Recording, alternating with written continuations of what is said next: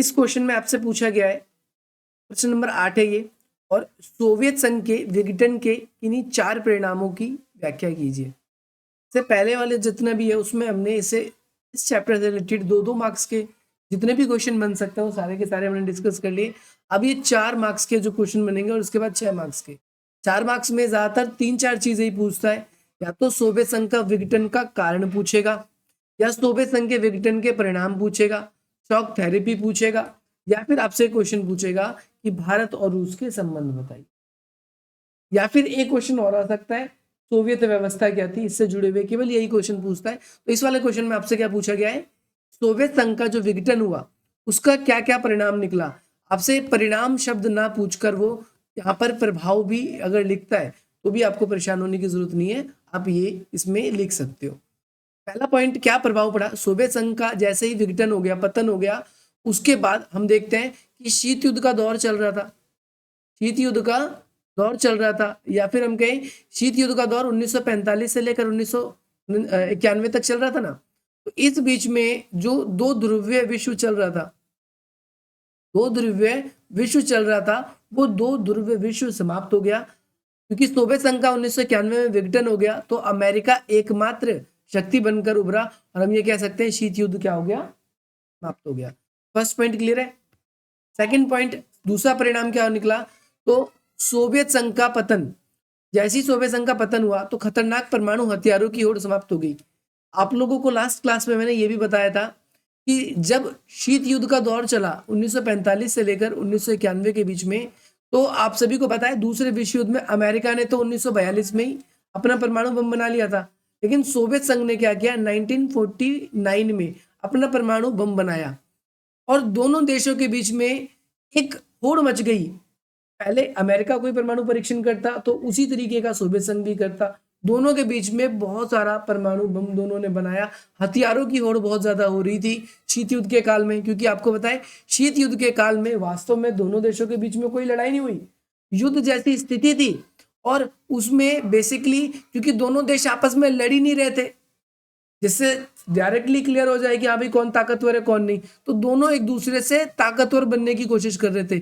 कोई बड़ा हथियार बना रहा था तो दूसरा देश भी, यानी अमेरिका कोई बड़ा हथियार बना रहा था तो सोवियत संघ भी सोच रहा था वैसा हथियार नहीं तो उससे ताकतवर या उसी के टक्कर का हम कोई क्या कर दे, हथियार बना ले। तो उस बीच में हथियारों की होड़ बहुत ज्यादा होने लगी थी। दूसरा पॉइंट भी क्लियर है।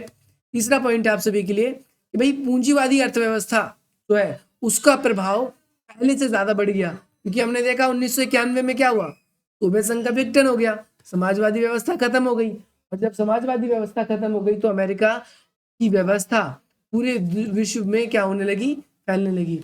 चौथा पॉइंट की बात करें, विश्व बैंक और अंतरराष्ट्रीय मुद्रा कोष। विश्व बैंक को ही WB बोलते हैं और अंतरराष्ट्रीय मुद्रा कोष को IMF बोलते हैं। इंटरनेशनल मॉनेटरी फंड या वर्ल्ड बैंक जो है, जैसे पूंजीवादी समर्थक आर्थिक संस्थाएं, यानी पूरे विश्व स्तर पर ये दो आर्थिक संस्थाएं जो कि पूंजीवादी देश को जो मानते हैं, जो पूंजीवादी व्यवस्थाओं को मानते हैं, केवल उनकी हेल्प करते हैं। उन सभी देशों को क्या करने लगे, ये जो पूंजीवाद को अच्छा मानता था उन सबकी ये हेल्प करने लगे, या जिन देशों ने पूंजीवादी व्यवस्था अपना रखी थी या उन देशों की क्या करने लगे, हेल्प करने। बोलो मेरी बात समझ में आ गई। अगर आपसे पूछेगा सोवियत व्यवस्था के विघटन के या पतन होने के बाद क्या परिणाम निकले, तो परिणाम बता दोगे। आप इसमें और भी परिणाम लिख सकते हो, ठीक है। अगला क्वेश्चन है शॉक थेरेपी। सबसे पहली बात तो शॉक थेरेपी किसे कहते हैं। शॉक थेरेपी का मतलब क्या होता है, आघात पहुंचाकर उपचार करना, उपचार करना। तो भाई आघात का मतलब क्या होता है, जख्म देना किसी को। सोवियत संघ का जब विघटन हुआ वो क्यों हुआ, सोवियत संघ का विघटन 1991 में हुआ, और वो क्यों हुआ, क्योंकि अमेरिका और सोवियत संघ के बीच में इस बात की होड़ मची हुई थी कि दुनिया की सबसे ताकतवर देश या कंट्री कौन बनेगा, कौन सा खेमा सबसे ज्यादा ताकतवर बनेगा, इस बात की होड़ मची। इसके लिए एक दूसरे के प्रति दुष्प्रचार किया गया, एक दूसरे से आगे निकलने के लिए हथियारों का बहुत ज्यादा निर्माण हुआ, दूसरे देशों की भी मदद की गई, है ना। ऐसा हमने देखा कि बहुत सारे ऐसे देश हैं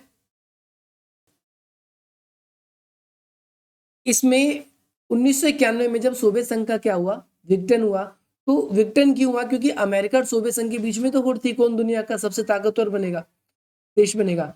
अगर दोनों के बीच में ये होड़ नहीं मचती, अमेरिका ये मान लेता कि सोवियत संघ हमसे आगे है, तो सोवियत संघ क्या और हथियार बनाता? तो इसका उत्तर है नहीं, सोवियत संघ ऐसा करता ही नहीं। सोवियत संघ ऐसे हथियार बनाने की कोशिश करता ही नहीं जिससे उसकी देश की अर्थव्यवस्था खराब होती या फिर उसका जनता उस पर भरोसा नहीं करती, ऐसा होता ही नहीं।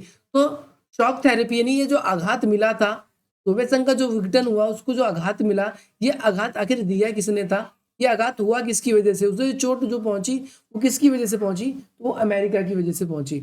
और उसे उपचार भी कैसे मिला? उसे उपचार ऐसे मिला, तुमने देखा सोवियत संघ का जब विघटन हो गया उसके बाद एक तो IMF और दूसरा वर्ल्ड बैंक, विश्व बैंक, ये दोनों के दोनों आर्थिक संस्थाएं वहां गई थी। क्यों गई थी सोवियत संघ में? ताकि वहां की जो अर्थव्यवस्था खराब हो गई है उस डूबती अर्थव्यवस्था को सपोर्ट करने के लिए, है ना? कोई पूछेगा शॉक थेरेपी किसे कहते हैं, आप बता दोगे? अब इसके क्या परिणाम निकले शॉक थेरेपी के? तो सबसे पहली बात, भाई नागरिकों के लिए जो आजीविका है वो बिल्कुल खराब हो गई। देखो सोवियत संघ की जब सरकार थी तो सरकार का ही जिम्मेदारी थी, वो उनकी रोजगार की व्यवस्था करती थी, वो उनकी शिक्षा की व्यवस्था करती थी, वो उनके साथ ही साथ स्वास्थ्य की व्यवस्था करती थी, बुनियादी जितनी आवश्यकता की चीजें वो कौन करती थी? वहां की सरकार पूर्ति करती थी। लेकिन हमने क्या देखा, जैसे ही सोवियत संघ का विघटन हो गया वैसे ही ये सारी की सारी आजीविका जो है ये वहां के नागरिकों के लिए थोड़ा सा ज्यादा कॉम्प्लिकेटेड हो गया।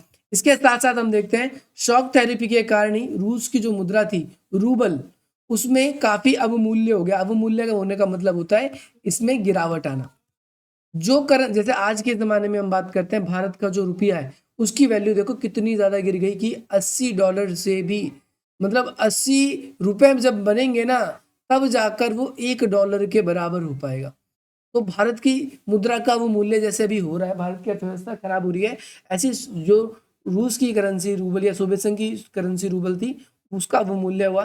तीसरी बात, भाई शॉक थेरेपी के कारण मुद्रास्फीति बढ़ने लगी। मुद्रास्फीति का मतलब होता है कि जब अंतर्राष्ट्रीय स्तर पर जो वस्तु आप खरीदते हो, जैसे कच्चा तेल खरीदते हो, अंतर्राष्ट्रीय स्तर पर आप टेक्नोलॉजी खरीदते हो, तो उन चीजों की कीमतें लगातार क्या होने लगी है? बढ़ने लग रही है। मुद्रास्फीति, फॉर एग्जाम्पल अगर आप अपने देश में टेक्नोलॉजी खरीदते थे या फिर आप एक पेट्रोल का एग्जाम्पल लो, पेट्रोल खरीदते थे, आज भी 1 लीटर ही पेट्रोल मिल रहा है लेकिन उस पेट्रोल की कीमत क्या हो गई है? बढ़ गई है। एक लीटर आज भी 1 लीटर है लेकिन 1 लीटर लेने के लिए आपको क्या करना पड़ रहा है? पैसे पहले आपको 70-80 रुपए देने पड़ रहे थे, अब आपको 100 रुपए देने। इस तरीके से हम कह सकते हैं कि भाई महंगाई जो है वो बढ़ने लगी, मुद्रास्फीति यानी मुद्रा की जो वैल्यू है वो गिरने लगी थी इसके कारण। शॉक थेरेपी के कारण ही जो सोवियत संघ का औद्योगिक ढांचा था वो कमजोर हो गया। आपको पता है क्यों कमजोर हुआ? क्योंकि 90% उद्योग क्या किए? निजी हाथों में औने पौने दामों में क्या कर दिए गए थे? बेच दिए गए थे। इसीलिए इसीलिए जो है हम देखते हैं कि भाई शॉक थेरेपी के सोवियत संघ के ऊपर या फिर रूस के ऊपर बिल्कुल नकारात्मक परिणाम ही पड़े थे। अब अगला क्वेश्चन जो है वो कार्टून से रिलेटेड है, तो कार्टून यहाँ पर डिस्प्ले है नहीं तो हम कार्टून के बारे में बाद में चर्चा करेंगे, ठीक है? या हाई या नहीं? नेक्स्ट क्वेश्चन है भाई, इसमें आपसे पूछा गया है, अब संबंध वाले क्वेश्चन है, तो संबंध वाले 3 तरीके से क्वेश्चन आते हैं। किस किस के बीच में संबंध पढ़ना है हमको? एक भारत, अगर रूस लिखा था है तो आपको ये समझना है कि भारत और रूस के संबंध हमारे कब के हैं, जब रूस कब बना है। एक तरीके से एक्चुअल में अगर हम देखें तो भारत और रूस के संबंध की बात करें तो 1991 यानी सोवियत संघ के विघटन के बाद, क्योंकि सोवियत संघ का जो उत्तराधिकारी वो कौन बनाए? रूस बनाए। तो आपको ये थोड़ा सा शब्द ध्यान रखना है, जैसे यहाँ पर क्या लिखा है कि शीत युद्ध के दौरान पूर्ववर्ती, शीत युद्ध का दौरान का मतलब क्या है? यानी बात हो रही है 1945 से लेकर 1991 की। दौरान का मतलब ये है पूर्ववर्ती सोवियत संघ के साथ, यानी सोवियत संघ के साथ हमें संबंध बताने हैं। कब? शीत युद्ध के काल के, इस काल के। तो आपको पता है भारत और सोवियत संघ के संबंध सदा से ही अच्छे रहे ना, भारत और सोवियत संघ के संबंध सदा से ही क्या रहे? अच्छे रहे। कई सारे फैक्टर्स में हम बात कर सकते हैं, जैसे फॉर एग्जाम्पल 2 फैक्टर तो आपको याद ही होगा। पहला फैक्टर 1971 का, जब भारत का 1971 में क्या हुआ कि भाई पाकिस्तान के साथ युद्ध हुआ। भारत का किसके साथ युद्ध हुआ? पाकिस्तान के साथ युद्ध हुआ। पाकिस्तान के साथ युद्ध जैसे ही होता है तो उसमें 1971 में पाकिस्तान की मदद अमेरिका करता है और भारत की मदद कौन करता है? हमारा सोवियत संघ। ये शीत युद्ध की घटना है। दूसरी बात आपने देखा, आपने शायद पढ़ा नहीं है या आपने पढ़ रखा है पॉलिटिकल में सेकंड बुक के अंदर, भाई हमने क्या किया था? हमने पंचवर्षीय योजना अपनाई थी। क्या अपनाई थी? पंचवर्षीय योजना का जो मॉडल था वो भी हमने कहाँ से लिया था? अपने संविधान में हमने सोवियत संघ से लिया। सोवियत संघ में पहले ऐसा होता था, 5 वर्षों के लिए जनता के लिए पॉलिसी बनाई जाती थी, और वो पॉलिसी हम देखते हैं किस रूप में जानी जाती है? वर्षीय योजना के नाम से। तो ये भी हमने, इसका ऑप्शन भी हमने इन्हीं से लिया। तीसरी अगर मैं आप लोगों के सामने बात करूं तो भारत के अंदर आपको पता है एक समय आर्थिक संकट आया था, जब भारत की करेंसी रुपया है जो वो अवमूल्य हो गया था। यानी भारत के पास जब आर्थिक संकट बहुत गहरा हुआ, कोई देश हमसे व्यापार करने को तैयार नहीं था, तो उस समय सोवियत संघ ने हमारी करेंसी से ही हमसे व्यापार करने के लिए क्या हुए? तैयार हुए। अब बोलो, ये वाली बात भी समझ में आई कि नहीं आई? की बात समझ में। इसके साथ साथ नेहरू के शासनकाल में सोवियत संघ जो है भारत का एक प्रबल समर्थक रहा है। हम शीत युद्ध के काल में हम बात करेंगे तो कई बार कश्मीर मसला जो है वो यूएनओ के अंदर उठा है, कश्मीर किसके पास होना चाहिए, लेकिन सोवियत संघ ने अधिकतर समय पर जो कश्मीर के पक्ष में, यानी भारत के साथ ही रहे कश्मीर, इसके पक्ष में ही इसने क्या करी है? अपनी वीटो लगाई है। इन 4 बातों से हम क्या कह सकते हैं? भारत और जो सोवियत संघ है उनके बीच में आपसी संबंध जो है वो कैसे हैं? बहुत अच्छे रहे हैं, या पूर्ववर्ती सोवियत संघ की बातों की वजह से। आपके यहाँ पर भी देखो क्या क्या बातें कह रहा है, तो आप इसको भी थोड़ा सा ध्यान देंगे। नेहरू युग में भारत और सोवियत संघ के संबंध, या स्वतंत्रता प्राप्ति से पहले भी भारत और सोवियत संघ के संबंध जो है वो काफी हद तक कैसे रहे? अच्छे रहे, यानी अच्छे बने रहे। सोवियत संघ एवं पंडित जवाहरलाल नेहरू ने साम्राज्यवाद और उपनिवेशवाद का विरोध किया। पहला पॉइंट आप ये लिख सकते हो कि नेहरू जी ने और साथ ही साथ में सोवियत संघ ने साम्राज्यवाद और उपनिवेशवाद का विरोध किया। 1950 में जब कोरिया युद्ध हुआ तो भारत ने उत्तर कोरिया को आक्रमणकारी कहकर सोवियत संघ को नजरअंदाज कर दिया, परंतु भारत इस विषय पर अपना मत बदलता है। जैसे मैं आपको एक पॉइंट और बता दूं, ये दो, एक सोचो ये कोरिया है, ऊपर की तरफ कौन है? उत्तर कोरिया, और नीचे की तरफ कौन है? आपका दक्षिण कोरिया। मैंने क्या बताया? उत्तर में मदद कौन कर रहा था? तो यूएसएसआर। यूएसएसआर का मतलब आप सबको पता है। और नीचे मदद कौन कर रहा था? यूएसए। ठीक है, तो क्या हुआ कि यूएसएसआर ने पहले आक्रमण कर दिया। यूएसएसआर चाहता था कि कोरिया पर जो है क्या आ जाए? समाजवादी व्यवस्था आ जाए, लेकिन अमेरिका चाहता था नहीं, यहाँ पर क्या आ जाए? अमेरिका चाहता था कि ये देश ऐसा बने जो पूंजीवादी देश बन जाए। और इस वजह से हम क्या देखते हैं कि यहाँ पर कभी भी शांति स्थापित आज भी नहीं हो पाई है। और उत्तर कोरिया दक्षिण कोरिया दोनों आज भी अपने दुश्मन है। उत्तर कोरिया में भाई तानाशाह किम जो है, दक्षिण कोरिया आज विश्व में पूंजीवादी देश होने की वजह से विश्व में काफी तेजी से आगे बढ़ रहा है। तो इसका मतलब आप क्या ये कह सकते हो कि पूंजीवादी व्यवस्था समाजवाद से बेहतर है? तो बिल्कुल हम ये कह सकते हैं, क्योंकि वर्तमान समय में चाइना बेशक से समाजवादी देश है, साम्यवादी देश है, काफी ताकतवर है, लेकिन फिर भी उसने अपना काफी हद तक अपना जो आर्थिक ढांचा है वो पूंजीवादी को भी क्या कर रखा है? झुकाव कर रखा है। पूंजीवाद की तरफ ही चाइना ने क्या कर रखा है? अपना झुकाव कर रखा है। आप ये कहोगे सोवियत संघ और भारत के संबंध अच्छे रहे, लेकिन भारत ने 1950 में कोरिया में जो युद्ध हुआ उसमें भारत ने सोवियत संघ की इतनी आलोचना नहीं करी है। इससे पता चलता है कि भारत उसका सपोर्ट करता है, तभी तो उसकी आलोचना नहीं कर। ये तो कोई गलत काम करेगा और आप उसकी आलोचना नहीं करोगे तो लोग तो कहेंगे ना, लगता है रिश्तेदार लग रहा है, तभी उसकी बात, गलत बात को भी सही कहा जा रहा है। यहाँ पर हम देखते हैं दूसरा, तो भारत ने सोवियत संघ की तरह जापानी शांति संधि पर हस्ताक्षर करने से मना कर दिया। देखो क्या होता है भाई, जापान में एक शांति संधि हो रही है, आपको पता है? जापान में जब परमाणु बम गिराया गया तो जापान के ऊपर अमेरिका ने एक वादा किया है कि आजीवन जब भी तुम्हें सुरक्षा की जरूरत होगी ना, मैं तुम्हारी। जापान आज अपनी सेना नहीं रखता, जापान की सुरक्षा कौन करता है? अमेरिका की सेना। ये आपको याद रखना है। तो भारत ने सोवियत संघ के साथ ऐसी ही संधि करी थी। 1971 में भारत और पाकिस्तान का युद्ध हुआ था, तो 10 वर्ष के लिए हमारी मैत्री संधि हुई थी, और उस 10 वर्ष में हमने ये डिक्लेयर किया था कि अगर भारत के ऊपर कोई दूसरा विदेशी देश हमला करता है तो उसमें सोवियत संघ हमारी क्या करेगा? मदद करेगा। लेकिन हम उस समय गुटनिरपेक्ष में भी थे। दिक्कत तो एक है, गुटनिरपेक्ष आंदोलन क्या कहता है? गुटनिरपेक्ष कहता है कि भाई आप जो है वो किसी और गुट में शामिल नहीं हो, आप जो है वो किसी और गुट में शामिल नहीं हो, आप गुटनिरपेक्ष हो, ना आप अमेरिका का सपोर्ट करते हो ना ही आप सोवियत संघ का सपोर्ट करते हो, आप गुटनिरपेक्ष हो। भारत भी गुटनिरपेक्ष में था, लेकिन जब हमने 10 वर्षीय संधि करी, मैत्री संधि करी किससे, सोवियत संघ के साथ में, तब से ही हम पे आरोप भी लगने लगा कि आप तो उसके साथ शामिल थे, आपकी मदद तो वो कर रहा था। बोलो मेरी बात समझ में आई कि नहीं आई?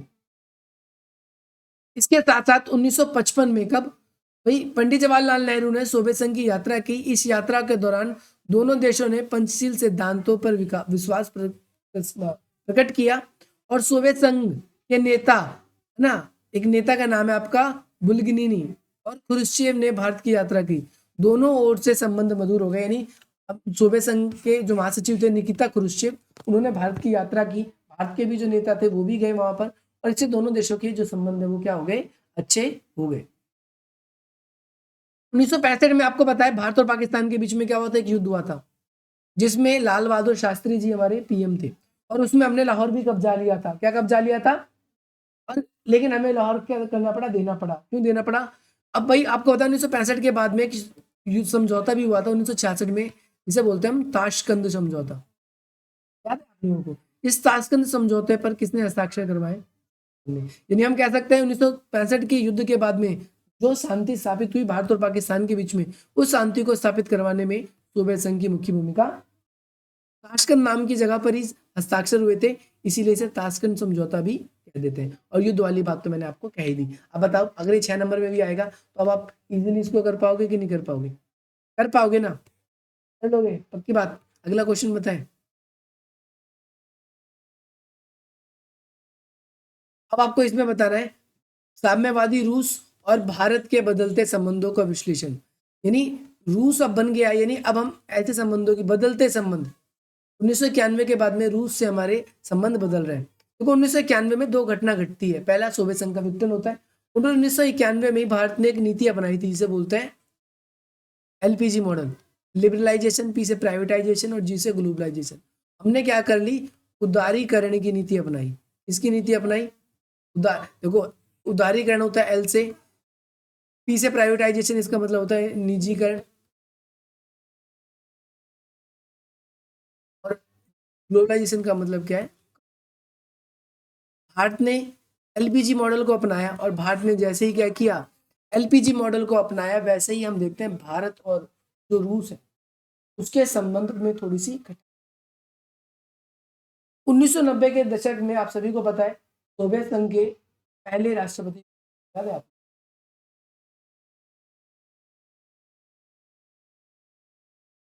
बोरिस याल्त्सिन का नाम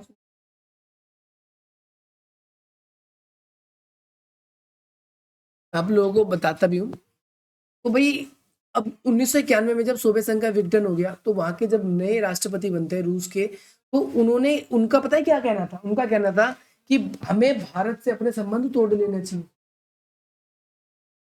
कि भारत की वजह से अंतरराष्ट्रीय विवादों में हमेशा सोवियत संघ यानी रूस जो है वो घिरा रहता है। कश्मीर मसला बार बार उठता है, बार बार ये इसका युद्ध होता है, बार बार हम इसकी मदद करते हैं। सोवियत संघ को पता है आप सभी को 1991 में सोवियत संघ का जब विघटन हुआ, यानी रूस की व्यवस्था बहुत खराब थी, और रूस बिल्कुल चाहता था कि मेरे देश का डेवलपमेंट हो, मेरे देश का क्या हो, विकास हो। तो मेरे को क्या करना है, मुझे ऐसे देशों की मदद करनी है, या ऐसे देशों के साथ में मुझे अपने संबंध बनाने हैं जिन देशों की मदद से हमारी देशों की अर्थव्यवस्था अच्छी हो। ऐसे देश के साथ हमें संबंध बनाने, जैसे देश नहीं है। ये समझ में आ रही है मेरी बात? तो उस समय सोवियत संघ में 15 गणराज्यों ने खुद की स्वतंत्रता घोषित कर दी, और इन्हीं में से एक रूस भी था। और फरवरी 1992 में भारत के प्रधानमंत्री नरसिम्हा राव ने रूस के राष्ट्रपति बोरिस याल्त्सिन को विश्वास दिलाया कि भारत के साथ रूस के संबंध में कोई भी गिरावट नहीं आएगी, क्योंकि हमने इस समय पीवी नरसिम्हा राव, आपको याद होगा, यही पीएम थे जब हमने एलपीजी मॉडल भी अपनाया था। तो इन्होंने उनको भरोसा दिलाने की कोशिश करी कि हम एलपीजी मॉडल अपना तो रहे, ऐसा नहीं है, लेकिन आपसे हमारे संबंध खराब हो जाएंगे, हम अमेरिका से संबंध अच्छे कर लेंगे। ऐसा बिल्कुल भी नहीं है। हमारी जो मित्रता है और हमारा जो सहयोग है वो क्या रहेगा, बना रहेगा। और आज भारत और रूस जो है घनिष्ठ मित्र हैं, खास मित्र हैं। तो रूस के राष्ट्रपति बोरिस याल्त्सिन ने 3 दिन की ऐतिहासिक भारत की यात्रा करी। 27 जनवरी 1993 को दिल्ली पहुंचे, और बोरिस याल्त्सिन ने प्रधानमंत्री नरसिम्हा राव को क्या है आर्थिक और व्यापारिक विवाद जो भारत का उनके साथ चल रहा था उसको खत्म करने की उन्होंने बात की। उन्होंने कहा कि हमारा जो भी विवाद है वो सारा का सारा क्या हो जाएगा, खत्म हो जाएगा। मैंने आपको बताया था कि 10 वर्ष तक 10 समझौते हुए जिसमें रूबल विनिमय दर तथा करों का भुगतान जटिल समस्या जो थी, यानी हमें ऐसा नहीं है कि हम अंतर्राष्ट्रीय व्यापार कर रहे हैं आपस में, तुम्हें डॉलर में चाहिए या रूबल में ही चाहिए, आप हमसे नॉर्मल व्यापार भी कर सकते हो। इसके साथ साथ दोनों देशों के बीच में 20 वर्षों के लिए मैत्री और सहयोग की संधि हुई, जैसा कि 1971 में भी हुआ था, लेकिन उससे ये अलग है। 20 वर्ष की संधि कब हुई? 1993 में हुई, याद रखना है। आपस में हम एक दूसरे का क्या करेंगे, सहयोग करेंगे। इसके बाद में आप नीचे देखोगे भारत के प्रधानमंत्री ने फिर रूस की यात्रा करी। अब देखो यात्रा वाला इंपॉर्टेंट कॉन्सेप्ट है तो ये याद रखना है। 29 जून 1994 में भारत के प्रधानमंत्री पीवी नरसिम्हा राव रूस की क्या करते हैं, यात्रा करते हैं और वहां पर सहयोग और सैनिक समझौते करते हैं। कितने समझौते हुए? 11 समझौते हुए। एक ये भी इंपॉर्टेंट पॉइंट है। इसके बाद में रूस के प्रधानमंत्री ने दिसंबर 1994 में फिर भारत की यात्रा करी। राष्ट्रपति नहीं है यहाँ पर, प्रधानमंत्री अब की बार आए। प्रधानमंत्री का नाम था विक्टर आपका चेर्नोमिर्दीन। इन्होंने भारत की यात्रा करी और भारत और रूस के बीच में 8 समझौते हुए। अगर याद रह पाते हैं तो ठीक है, नहीं रह पाते तो कोई बात नहीं। इसके बाद में एक नए प्रधानमंत्री बनते हैं भारत के 1997 के करीब में, तो 96 में ही बन जाएंगे। तो इस समय एक नए प्रधानमंत्री बने भारत के जिनका नाम था HD देवगौड़ा, वो रूस की यात्रा पे जाते हैं। तो रूस की अभी वर्तमान समय में हम पाकिस्तान क्यों नहीं जाते? तो पाकिस्तान से हमारे संबंध खराब है। जिस देश, अब सीधी सी बात है, तुम अपने किस रिश्तेदार के घर जाते हो जिनसे तुम्हारा विवाद चल रहा है, जिनसे तुम्हारी अच्छी बन रही है, बोलोगे जिनसे अच्छी बन रही है, जिनसे विवाद चल रहा है उनके घर का तो पानी भी ना पिए, ऐसे ही होता है ना। ठीक उसी प्रकार से भारत और रूस का संबंध अच्छे था, तभी तो हमारे देश के राष्ट्रपति प्रधानमंत्री, उसके देश के प्रधानमंत्री राष्ट्रपति को हमारे देश में क्या हो रहे हैं, आ रहे हैं। लेकिन थोड़ी सी बात ध्यान रखना, एक बात एक अलग से यहाँ पर है कि भारत ने 11 मई 1998 में क्या किया, अपना परमाणु परीक्षण किया था, जिसे पोखरण सेकंड बोलते हैं भाई। 1998 में जब भारत ने परमाणु परीक्षण किया तो उसी समय भाई विश्व में अमेरिका ने और देशों ने हम पे प्रतिबंध लगाए थे। तो उस समय रूस भी एकमात्र ऐसा देश था जो हम पे प्रतिबंध तो लगा रहा था, लेकिन वो उसने ये बात भी कही थी कि ये भारत की सुरक्षा के लिए बहुत ज्यादा जरूरी भी। ठीक है भाई, आई होप आपको क्लियर होगा। आज हम इतना ही पढ़ेंगे, ठीक है।